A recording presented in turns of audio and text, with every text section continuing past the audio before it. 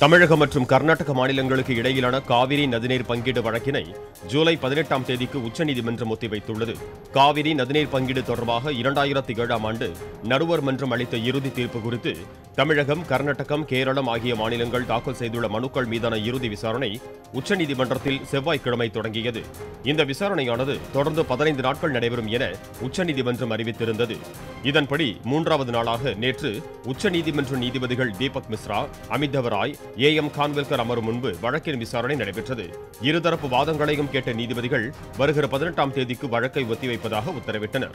அன்றைய தினம் கர்நாடகா தனது தரப்பு வாதத்தினை விரிவாக முன்வைக்குமாறு கூறியுள்ள உச்சநீதிமன்றம், காவிரி போன்ற முக்கியமான வழக்குகளில் வெறுமனே புத்தகங்களில் உள்ளதை வைத்து ஒரு முடிவுக்கு வர முடியாது என்றும் உண்மையான நிலவரங்களையும் தெரிந்து கொள்ள வேண்டும் என்றும் கருத்து தெரிவித்துள்ளது.